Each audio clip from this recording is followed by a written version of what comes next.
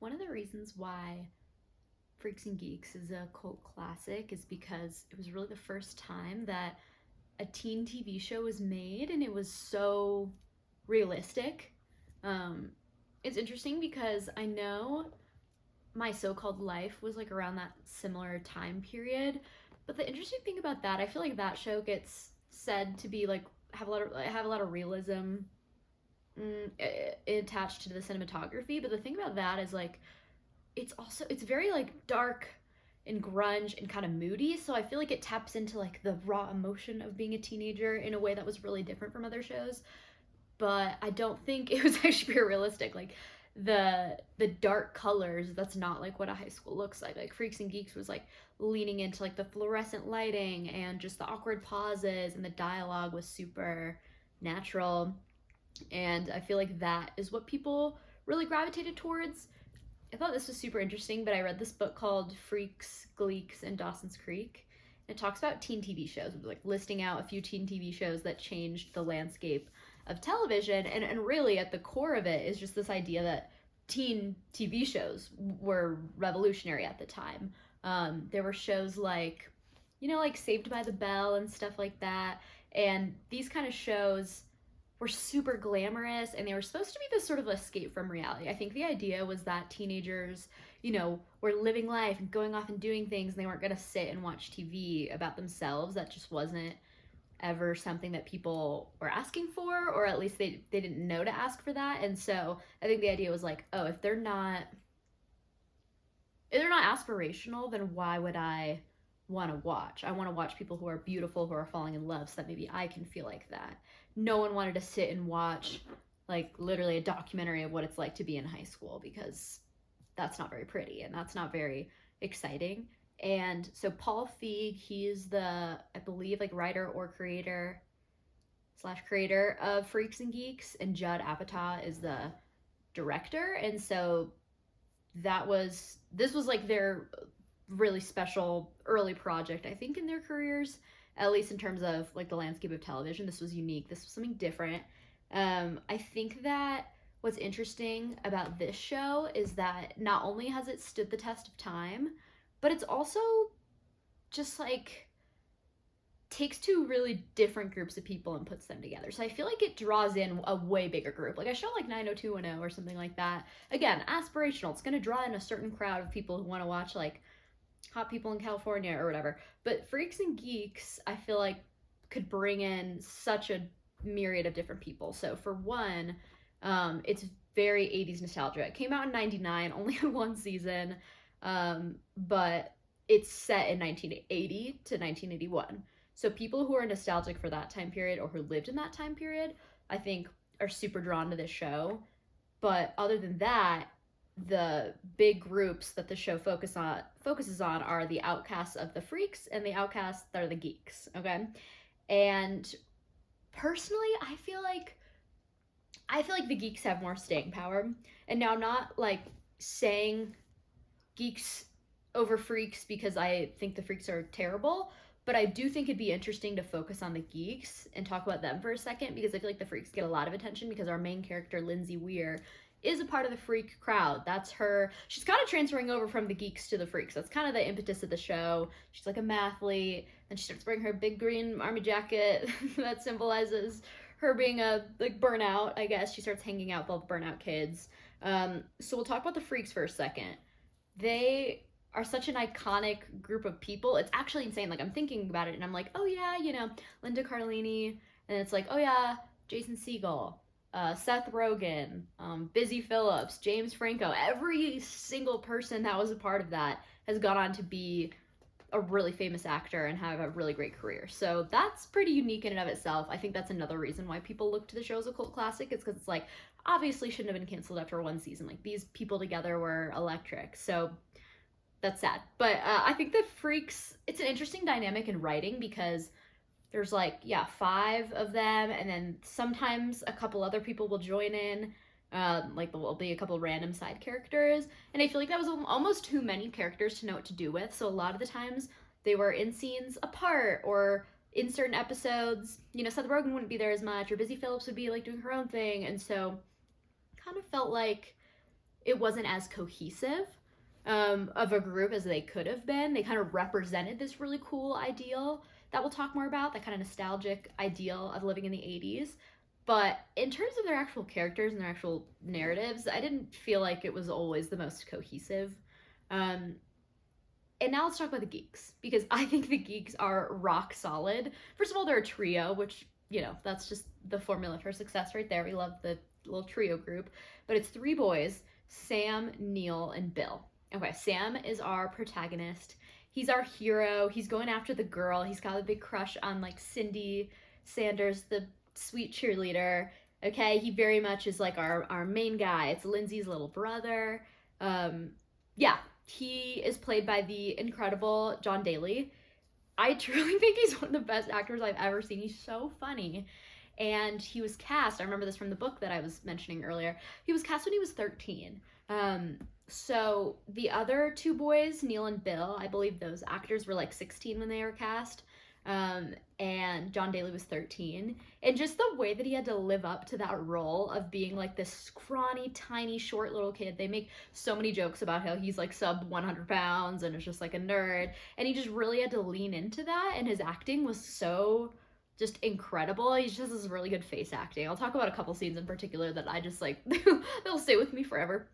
Okay, so Sam, and then Neil is the second one. I feel like Neil is like the kind of geek that we had seen on screen the most prior to Freaks and Geeks. Like, Neil kind of reminds me of Anthony Michael Hall from 16 Candles. He's like that girl crazy nerd. He's like ambitious. Like, he wants to get to the top. He wants to get a girlfriend. He's a jokester. He's like constantly, you know, making fun of things, doing impressions. Just like that really over the top geek. That's Neil. And then Bill is probably like the most unique character, I think, in the show. This is probably an unpopular opinion because, again, I think a lot of it has to do with the acting. He plays the actor, I can't remember what his name is, but he's like been in so many things. I remember he had a little stint on New Girl. He was like the creepy professor. But he's such a funny actor, and he played Bill with like a really, really like slow, calm delivery. And for some reason, that just really stood out to me. Like that kind of presentation of a geek who's just like confident and chill and just like doing their thing. Whereas Sam and Neil are kind of a little bit more neurotic. I feel like that was unique to me. Bill is also just super oblivious. Like that kind of goes with his character. He's naive, he's sweet, he's confident. He's like the kind of kid where like his mom would be like, "You're so like cool and handsome and everyone loves you," and he would be like, "I am," and kind of take that to heart. So I think that's a pretty unique portrayal of someone who's just kind of like marching to the beat of their own drum, kind of nerdy, just a little different. Yeah, I feel like this depiction of geek was super unique for the time period. That's one of the reasons why I love it. It's not your typical, like, they're not super smart, they're not nerdy, right? They're just into what they're into. But especially because this was meant to represent 1980, kind of the start of that whole idea of what a geek could be. Yes, they're into Star Wars and things like that. They play Dungeons and Dragons out in one episode. I'm pretty sure they just made a Dungeons and Dragons movie, and all of the freaks, or no, all of the geeks, those three dudes, appear in the movie for like a scene. And so I remember even debating, being like, I should go see it just to watch that, but that's not a good reason. I know nothing about Dungeons and Dragons. But yeah, so these three guys, they were also just normal dudes, right? It wasn't so much like, oh, they wear their shirts buttoned up to the top with the collar and they're on mathletes and this or that. That's not them at all. They're just three guys. They love comedy. They love, I don't know, just like Star Wars. Like, who doesn't? I don't know. It's pretty unique. And I think, again, the reason I feel that way is because starting in the 2000s, all of a sudden being a nerd became mainstream on screen and otherwise, right? We have a very good idea of a nerd on screen, so much so that it's actually sort of, I feel like we're starting to turn the other way in terms of, especially like, I guess, teen depictions of that, because we've seen so much of the nerd being center stage. Now it's going back to, can we reinvent the jock? Can we reinvent, you know, somebody else? And so this was kind of, in my opinion, the start of it, and a really beautiful start to it. So one of the things that I feel like makes me love the Geeks so much is that they're actually cast at the appropriate age. I kind of already said this. They were 13, 16, and 16.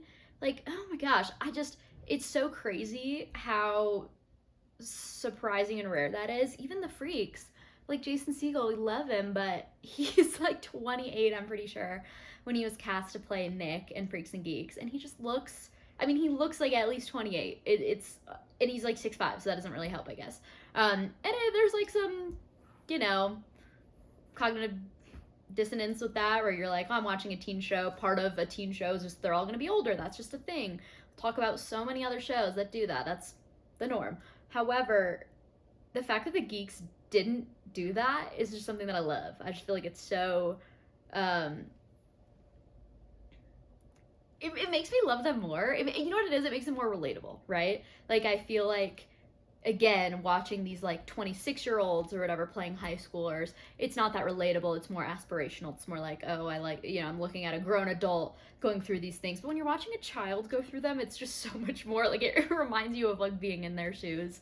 So I think that was something that I'll never forget about this show. The other thing that I kind of talked about was that because the Freaks were more scattered throughout the show, I felt like the Geeks were like this solid pair. The way I think about it is that it felt like the Geeks were always in lockstep with one another. There were just like a couple different occasions where they were, fighting or not all on the same page and there for each other. I feel like the Freaks were the opposite. Lindsay was constantly sort of being not abandoned, but kind of disregarded by the Freaks, right? Like, they were always pushing back against her. And so there were these few moments where they really come through for her. And it was beautiful. And you see that friendship, but most of the time you don't. Like, most of the time it's not about that.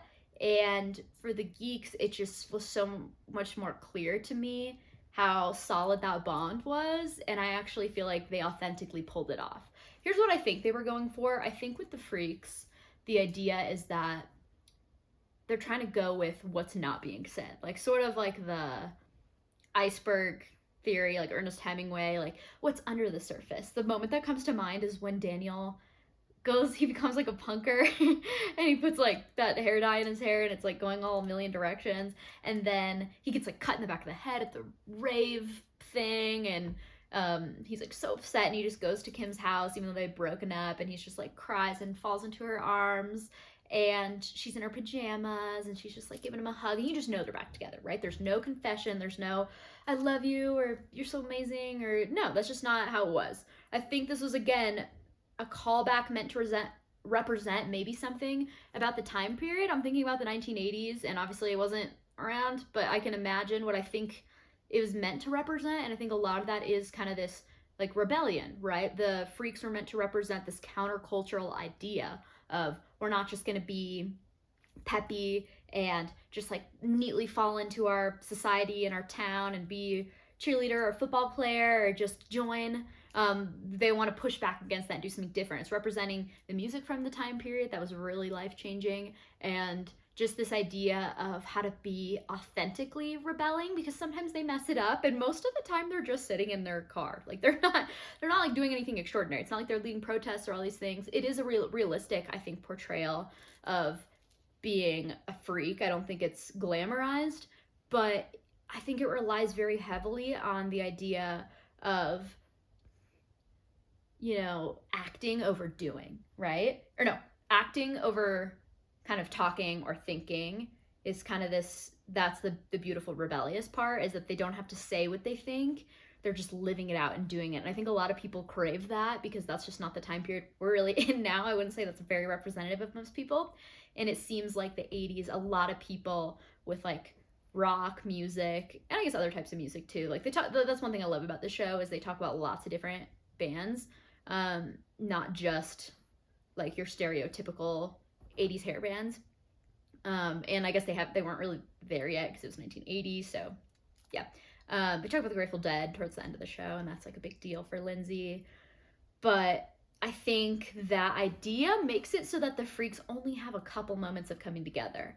The other one that I think is really sweet that comes to mind is when Lindsay rejoins the Mathletes. She's like, I'm so done with the Freaks. I think they like peer pressure her to take out her dad's car, and she accidentally crashes into a family that has like a mom in the car and all this stuff. And I think I remember Paul Feig in an interview saying that that was based on his real life experience. He got into a car crash when he was a teenager and hit a family, and everyone was fine, but he was like so mortified and was like, I need to get it together. I need to change my ways. And so that was kind of Lindsay's come to Jesus moment, where she decides to go back to her old way of life, and all the freaks are like, yeah, whatever, we didn't even care about you anyways. And then they all, for their own reasons, just kind of randomly show up at the mathletes competition to support her. And it's really sweet because they all act like they have nothing better to do, but really, you know, they want to be there to support her. And I get that. That's awesome. But I think my main thing with the geeks is that I feel like our generation, that's not representative of us. I feel like the geeks very much are. First of all, because of what I said before, the 2000s being kind of the rise of like the nerd. So I feel like millennial generation, right, really embracing that nerd label. So that kind of bleeds down to Gen Z and just the internet and, you know, the whole way that we look at what is cool. I think that the geeks are definitely a lot cooler now than they were in their depiction in the 1990s. Well, 1999. That's part of why the show got canceled, right? Looking at these geeks and like, no one wants to see these kids on the screen. Like, this is just, ugh. But nowadays, that would not even be questioned. Like, there's so many shows that are depicting realism in a way that we love. The Office being another one. Again, it's leaning on these like crazy comedic moments, but there was no fear that just because people weren't movie star good looks that we wouldn't want to watch them. In fact, I think it's a lot of ways has more staying power than just a bunch of beautiful people on a screen, because we've seen that a million times over and you can kind of take your pick. There aren't a lot of The Offices. There aren't a lot of Freaks and Geeks. So I do think that that is a real strength of theirs now, because I think our generation really values that. Back to their ages, I feel like specifically Gen Z would love the geeks because of their lack of sex appeal. This is just so, feels like it doesn't even need to be said, but it's like they're kids, right? There's so much of our like high school experiences that are depicted on screen that are all about like these like romance dramas and betrayals and affairs and all this. And it's like, this is like a 14-year-old, like this is a 15-year-old. That's not most people's reality, and thank goodness it's not. So I like that they got to show the freaks and the geeks both realistically. Like, neither of those groups of people are like really about romance or any big drama revolving around that. It's just like your very natural, normal teenagers trying to figure out what a relationship is. And we'll get to my favorite relationship on the show, which is Sam and Cindy. But I think in terms of the way that the characters look, it's just so refreshing. Like, they're kids. It's nice to have that. And once again, our generation, I've been familiar with that statistic. It talks about like this generation is like less likely to do drugs or have sex or drink alcohol. Like, people are not doing as much, right? We're more kind of cautious. And I think that is a total representation of Sam, Bill, and Neil, just kind of cautiously wading their way, trying to figure out life, not really feeling like they fit in. I just think that's so relatable nowadays with the internet, where everyone kind of feels like an onlooker, whether or not, you know, even though like we are participating, you kind of still feel like you're that outsider looking in on someone else's life. So I think that works really well. But I think the biggest reason why I love the geeks is because of their vulnerability. In some ways, I feel like they're a foil. Well, this is not groundbreaking. In some ways, they're a foil to the freaks. Yeah, like they're opposites, whatever. But like, I mean, in the way of the show, of how the freaks kind of things go without saying, they try to undercut the dialogue a lot. It feels like the geeks is their place where they get to be really authentic and sort of innocent and sort of sweet. And I see that a lot in their characters. And those are the moments that really stuck with me in this show. Like, those are the ones that I look to and I'm like, man, like, that is really special. I'm trying to think. One of the ones that was really sweet was like Sam, Bill, and Neil. They are gearing up to fight Alan, their bully. Okay, so it's Sam's bully, and Sam is like so upset, like, guys, you never stand up for me, and like, this is so hard. Why does Alan keep bullying me? And both of the kids are like, well, my friends told me to stay out of fights because, you know, I'm a nerd or whatever. I don't know. And what ends up happening is they decide, okay, we're gonna meet Alan and we're gonna beat him up at his house. Like, we're just gonna we're just gonna man up and do it, because that's kind of, again, the sentiment that's put forth in the episode. The teacher like helps Sam out. Sam like tattles and it's like, Mr. Kauchevsky, like, please help me with the bully. And then he does, and he's like, oh, thank you so much. And he's like, you know, man up. So again, it's kind of that masculinity that Sam's struggling with. Like, what does it mean to be a man? Do I have to fight a bully? Do I have to like talk a certain way or be a certain way? Can I just be myself? And he was looking to his friends for some help. While it's after school, Sam gets stuck because he sees Cindy, his true love cheerleader girl, and he wants to talk to her right before the homecoming dance, and they're just like, you know, talking, losing track of time. All of a sudden it pans over to Alan's house where Bill and Neil are standing there waiting to fight. And Alan shows up like, what are you doing here? And they're like, oh, we're here to beat you up. And so it's just this awesome moment where while Sam was meant to fight Alan, he gets so caught up talking to Cindy that Bill and Neil and this other random kid that just randomly shows up beat him up instead. And it's like this crazy cat fight. It's so funny. It's like the least, again, masculine looking fight ever. But it is really like a sweet moment where they came through for him. And another one that I love is when Neil finds out that his dad's cheating. He's so upset, and he finds a garage door opener in his house that doesn't go to his garage. And he's like, oh, this is my dad's mistress's garage, which is kind of a weird plot device now that I think about it. But there's this really sweet moment of like the three boys riding their bikes around the neighborhood from like dusk till dawn, just riding around. He's clicking it. And they're like, man, I gotta get home. My mom's gonna be worried about me. It's dark out. Like, don't worry. We'll come back out tomorrow morning and we'll look with you again. And it's just this devotion to their friend. And finally, he clicks one last kind of Hail Mary time, and the garage door opens, and he sees his dad's car in there. And he just chucks the remote at the car, and they leave together. And it's just like this really bonding moment between them. Another one that this kind of starts to get to how they deal with the geeks in relationships, which I love, and that is when Sam starts to date Cindy. Okay, so it's this very like typical hero's journey trope where he wants the girl, he can't have the girl, all of a sudden he gets the girl. Okay, so in another conversation we'll talk a little bit more about Sam and Cindy and like why he gets the girl and what that kind of did for this trope of the nerd with the cool girl. But for right now, you know, he got Cindy, she likes him back, they're going to this makeout party. And again, so sweet. He gets invited to this party with his girlfriend, and he's going to bring his two geek friends, right? He's not going to leave them behind. He's going to bring them to the party also. And so they're getting ready to go, and Neil is all like, we need to practice our kissing and all this stuff. And just Bill is so sweet, and he just looks to them after they've all done their little practice kissing on their hands, and he's just like, well, what if like when we do spin the bottle lands on me and I can just tell that the girl's disappointed, she doesn't want to kiss me. And it's just so sad. Like, it's just this feeling that like anyone could relate to of just, well, what if I'm not cool enough? What if they don't like me? What if, like, you know, it's just this kind of vulnerability that I feel like keeps being kind of the core of their friend group, that it's three guys talking about these things that guys don't always talk about. I think they do it so well. It's authentic, it's like enough emotion, and it doesn't spill over into cheesy, because they kind of just leave the question at that.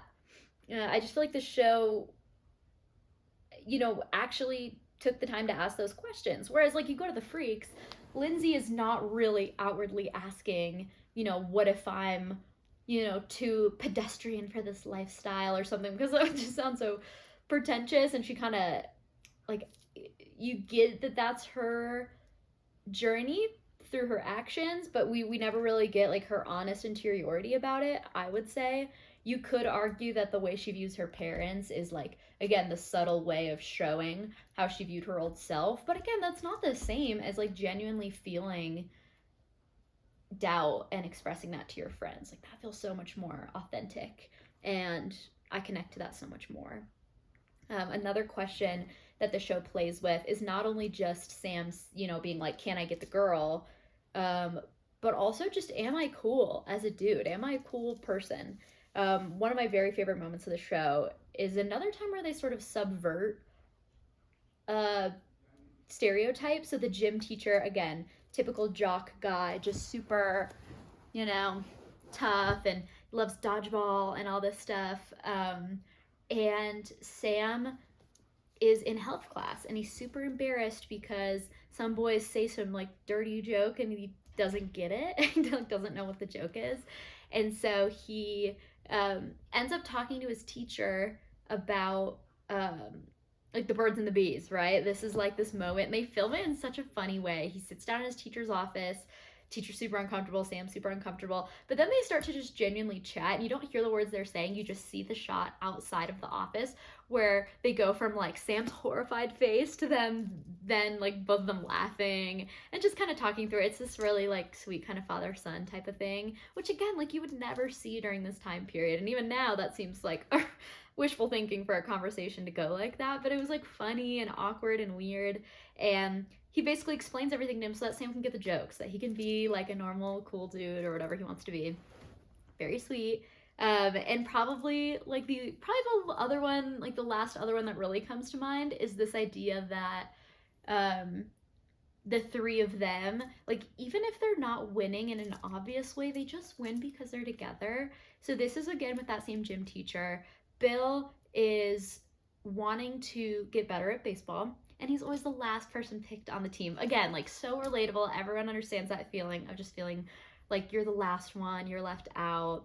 All the jocks get to choose who the teams are in baseball, and Bill is so frustrated. He's like, I know I could be actually good if you just gave me a chance, but you won't give me a chance, and so I'm not getting any better, and then I'm always just put in like the outfield where I can't really do that much. And he's just genuinely frustrated, and so a bunch of hijinks go down where he like prank calls the teacher a bunch of times, and it ends up being that the teacher gives him a shot and is like, okay, Bill, you get to be the team captain today. And it's this awesome moment where the geeks get to like praise each other again publicly, these little teenage boys.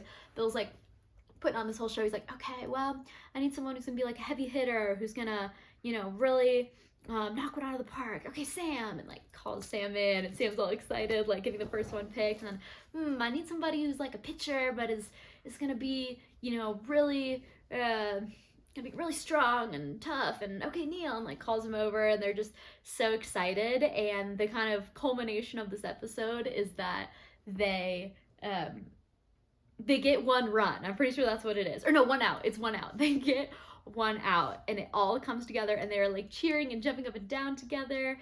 And the kind of Freaks and Geeks moment is when the other guy on the other team is like, you guys are idiots, that was just one out, like they just scored another run, like we need to get another out. Like it's just this, you can never, like there's never too big of a win, right? It's never too unrealistic, but that's what makes it beautiful, because in real life we have these small wins, and it's easy to not appreciate them because of comparison or all the other aspirational things that we look for on TV. Oh, well, my romance doesn't look like that, or, whatever. But the Freaks and Geeks doesn't do that. It just, like, leans into the beauty of the little tiny moments of connection between friends. And so that's why I feel like the Geeks are just, their vulnerability is just so relatable and so sweet.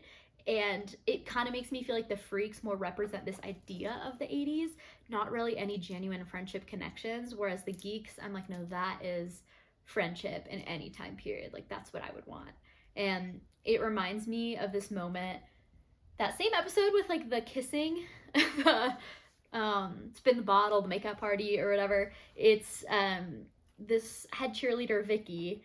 She's one of the cool girls. She has to go to 7 Minutes in Heaven with Bill in the closet, and she's disgusted. She's like, ew, this guy's so gross. It's exactly what he thought would happen, right? Like someone would just be so rude and like grossed out or like disappointed to have to kiss him. And they're in there talking, and she's like, don't touch me, and he's like, I don't want to touch you either. And they get into this conversation, and she's like, you know what, at the end of the day, like you just always look like you're having so much fun. Like you and your friends are always laughing about something. Like I know you say it's really hard to be a geek and you'd rather be pretty or beautiful like me, but she's like, you always look like you're having so much more fun. And I think that's just representative of the Geeks, and like what Freaks and Geeks was at its best was just like authentically kind of capturing what friendship is.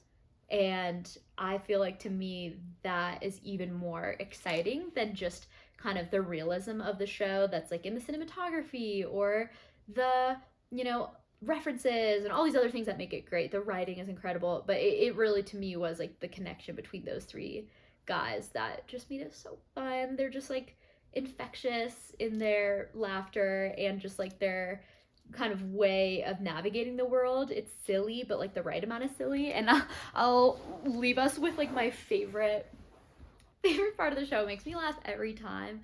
Like I'll be like watching it, and my husband will be like, "You've seen this like 5 million times." I'm like, this still gets me. Like I've never seen it before. It's when Sam is again trying to be cool. He wants to get Cindy's attention. He wants to be just like a cool dude, and so he starts to go to the mall to like shop for clothing, and he buys this blue suede leisure suit. And it's like this full body onesie type thing, and he's so small, so it's like this kind of like form-fitting little suit on him, and he's standing in the mirror in his room, and it's like this whole shot of just, it goes on for so much longer than you think it will, and it's him just like dancing, and he just like pretends to like come to the mirror each time and be like, "Hey Cindy, like didn't see you there," and he's just like cheering, he's like woo, and he's like doing all those dance moves, and again it's just like, it feels like a hidden camera, like, oh, this is someone dancing in the room, like how embarrassing, but but everyone's done that. And so it's just like vulnerable and funny, but also so real and just lovable. So I feel like I would choose the Geeks over the Freaks any day. Like I don't think they get enough attention, and I feel like if you haven't seen Freaks and Geeks, that like if you're like a younger person, I feel like you would love the Geeks. I just think that is exactly what the kind of characters that we gravitate towards now and that really represent our generation. I just love it. It's just, they're perfect.